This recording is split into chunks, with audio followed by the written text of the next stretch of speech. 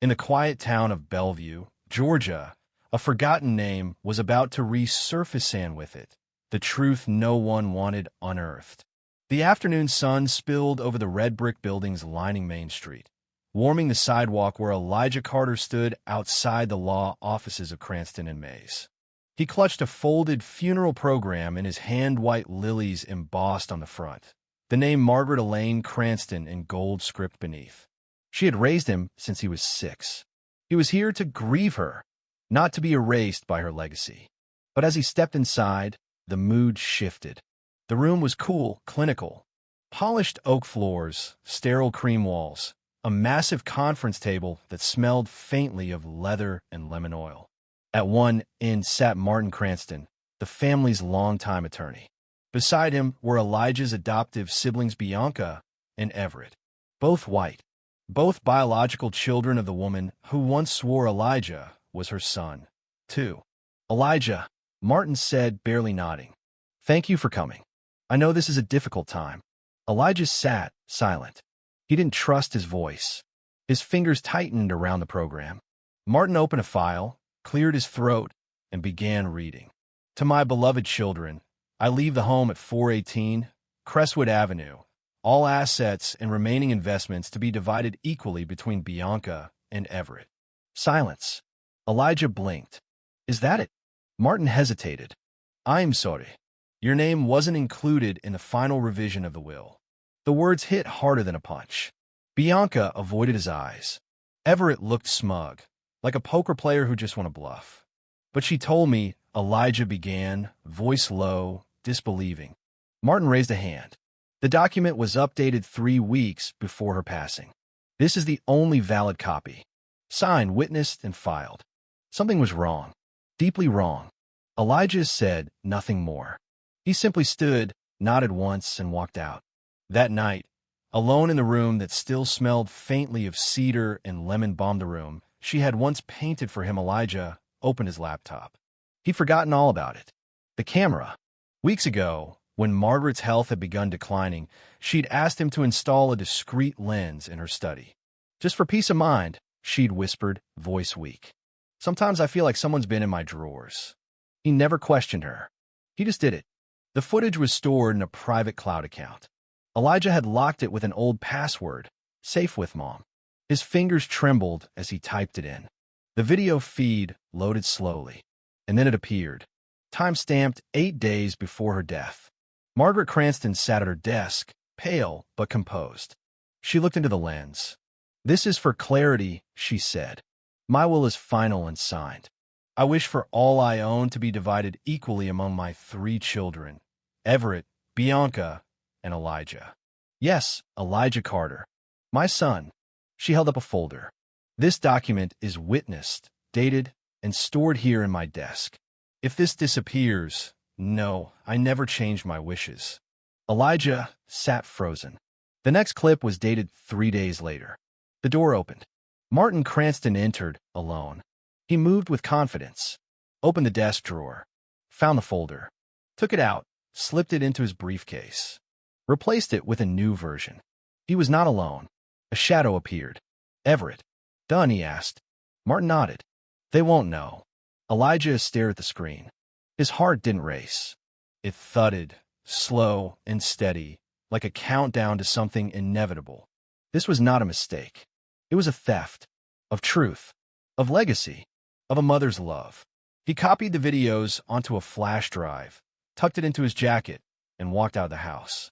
The next morning, he returned to the law office. Martin Cranston looked up, startled. "Elijah, I assumed you." Elijah said nothing. He placed the flash drive on the desk. "What is this?" the lawyer asked. "Clarity," Elijah replied. Martin reached for the drive. Elijah stopped him. "Before you watch that, think carefully about the last time you were in my mother's study." Martin's face changed. "Barely, but enough. She asked me to install a camera," Elijah said quietly. "Turns out, she had good instincts." The lawyer's hands trembled as he reached again for the drive. "I suggest you restore the original will," Elijah continued, "before I send that to the state bar, the police, and every news outlet in Bellevue." Martin stared at him, pale. Finally, He nodded, wordless. Elijah turned and walked out. He wasn't here for revenge.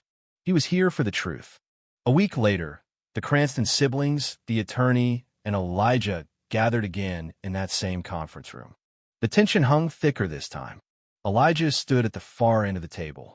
Alone. Again. But different now. He held the flash drive in one hand. "This needs to be part of the record," he said simply. He plugged it into the large screen on the wall. The first video played Margaret's voice, clear, unwavering. "Among my 3 children." "Yes, Elijah Carter." Bianca gasped. Everett cursed under his breath. Martin sank in his chair. Then the second clip played.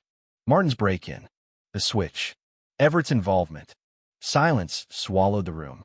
"You tried to erase me," Elijah said quietly. "You almost succeeded." The door opened. 2 uniformed officers stepped inside. "Mr. Cranston," one asked. Martin looked up. This is a misunderstanding." But no one listened. He was escorted out in handcuffs. The original will was reinstated. The court opened an inquiry.